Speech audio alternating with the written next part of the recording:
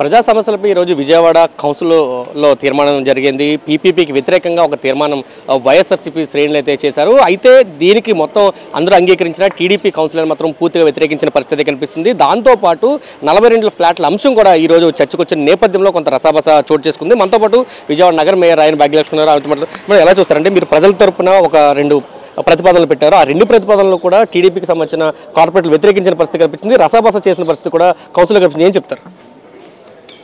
ఇది కార్పొరేటర్లు అన్నవాళ్ళు కౌన్సిల్లోన ప్రజలకి ఏదైతే న్యాయం జరగాలి అన్న ఒక విషయం మీద గవర్నమెంట్కి రిఫర్ చేయడానికి మేము పెట్టడం జరిగింది 2 అంశాలు. పీపీపీ 3లో ఏదైతే 17 మెడికల్ కాలేజీలు ప్రైవేటీకరణ చేస్తున్నారో అది రద్దు చేయాలి.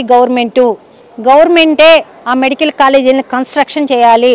గవర్నమెంటే ఆ మెడికల్ హాస్పిటల్ని ఏదైతే గవర్నమెంట్ మెడికల్ హాస్పిటల్ రన్ చేయాలి అన్న ఒక మంచి ఉద్దేశంతో ఈరోజు కౌన్సిల్లో పెట్టడం జరిగింది. ఈరోజు పీపీపీ 3లో తీసుకుంటున్న వాళ్ళు వ్యాపారం చేస్తారు కానీ ఫ్రీ ఆఫ్ కాస్ట్లో మెడికల్ సీట్లు ఇవ్వరు, ఫ్రీ ఆఫ్ కాస్ట్లో వాళ్ళు వైద్యాన్ని అందించరు. ఇది చాలా దుర్మార్గమైన వ్యవహారము. దీన్ని గవర్నమెంట్ వెంటనే దీన్ని తిరస్కరించాలి అన్న ఒక ఉద్దేశంతో, ఒక మంచి ఉద్దేశంతో వైఎస్ఆర్సీపీ కార్పొరేటర్లు అందరూ దీనికి మద్దతు ఇస్తూ మేము పెట్టడం జరిగింది. కానీ కూటమి నాయకులు ఈరోజు అడ్డగోలుగా ఈ ప్రతిపాదనని ఆమోదించకూడదని, అది గవర్నమెంట్ ఇష్యూ అని, గవర్నమెంట్ ఇష్యూ కార్పొరేషన్లో పెట్టకూడదని చెప్తున్నారే కానీ గతంలోన గవర్నమెంట్ ఎన్నో విషయాలు కార్పొరేషన్కి రావడం జరిగింది. కార్పొరేషన్లోనూ పలు కార్పొరేటర్లు పెట్టడం జరిగింది. అది గవర్నమెంట్కి రెఫర్ చేస్తాము అని చెప్పి విజయవాడ మున్సిపల్ కార్పొరేషన్ ద్వారా కౌన్సిల్కి రెఫర్ చేయడం కూడా జరిగింది. ఇప్పుడు ఈ అంశం కూడా గవర్నమెంట్కి రెఫర్ చేస్తున్నాము. మున్సిపల్ కార్పొరేషన్, విజయవాడ మున్సిపల్ కార్పొరేషన్లోన ఉన్న కార్పొరేటర్ల అభిప్రాయం ఇది. ఎందుకంటే స్థానికంగా మేము ప్రతి ఒక్క డివిజన్లోన ఈ కార్యక్రమాన్ని, కోటి సంతకాల సేకరణ అన్న కార్యక్రమాన్ని మేము అమలు చేశాం కాబట్టి విస్తృతంగా ప్రజలు స్వచ్ఛందంగా వచ్చి వాళ్ళ ఫోన్ నెంబర్లతో సహా, వాళ్ళ పేర్లతో సహా, వాళ్ళ సిగ్నేచర్లతో సహా వాళ్ళు పెట్టి వెళ్ళారు. కాబట్టి ఇది ప్రజల ఆమోదం. కాబట్టి ఈ ప్రజల ఆమోదం గవర్నమెంట్కి కూడా తెలియాలి అన్న ఒక మంచి ఉద్దేశంతో ఈరోజు మేము కౌన్సిల్ దృష్టిలో పెడితే దాన్ని తీవ్రంగా కూటమి కార్పొరేటర్లు వ్యతిరేకిస్తూ వాళ్ళు నానా యాగి చేశారు. ఇది కరెక్ట్ కాదు. ప్రజలకి మనం బాధ్యులుగా ఉండాలి కానీ ఒక ప్రభుత్వానికో లేకపోతే ఒక నాయకులకో మనం బాధ్యులుగా ఇక్కడ ఉండకూడదు, కౌన్సిల్ ఇలా నిర్వహించకూడదు అని ఈరోజు కూటమి నాయకులను చూస్తే ప్రతి ఒక్కరికి అర్థమయ్యే పరిస్థితి ఉంది. అలాగే 42 ఫ్లాట్లు ఈరోజు కోర్టులో గెలుచుకున్న వాళ్ళు బాగానే ఉన్నారు. గతంలో ఈ ఫ్లాట్లు అమ్మిన వాళ్ళు బాగానే ఉన్నారు. ఈరోజు కొనుక్కున్న వాళ్ళు ఏ రకంగా వాళ్ళు ఇబ్బందులు పడుతున్నారు. అర్ధరాత్రి పూట వెళ్ళి ఆ ఇల్లును కూలగొట్టి వాళ్ళని నడి రోడ్డు మీద నించోబెట్టారు. పసిపిల్లలతోటి, పెద్దలు, వృద్ధులు ఎంతోమంది ఈరోజు ఆ ఫ్లాట్లలో నుంచి బయటకు వచ్చి రోడ్డు మీద నించోవడం జరిగింది. ఎంతోమంది వాళ్ళ పిల్లలు చదువుల కోసమో, పెళ్ళిళ్ళ కోసమో, లేకపోతే కట్నాలుగా ఇచ్చుకున్న వాళ్ళు ఎంతోమంది అక్కడ హలో లక్ష్మణ అని ఏడుస్తున్నారు.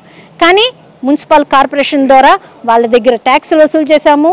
వాళ్ళకి ఏదైతే బిల్డింగ్ కట్టుకోవడానికి పర్మిషన్లు ఇచ్చామో పర్మిషన్లకి వాళ్ళు లక్షల రూపాయలు మున్సిపల్ కార్పొరేషన్ కట్టడం జరిగింది. పక్కనే ఉన్న ఫ్లాట్లకి ఈ రోడ్ నుంచే మనం రోడ్డు ఇవ్వడం కూడా జరిగింది. ఈ రిజిస్ట్రేషన్ మీరు వెళ్తున్నామని ప్రకటించారు. ఎంతసేపు ఆడికి వెళ్తున్నారు? వాళ్ళకి ఎటువంటి భరోసా ఇవ్వబోతున్నారు?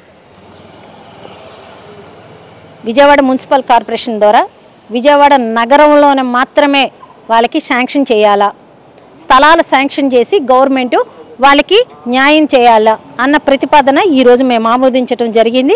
ఆమోదించిన ప్రతిపాదన మేము గవర్నమెంట్కి పంపించడం కూడా జరుగుతుంది.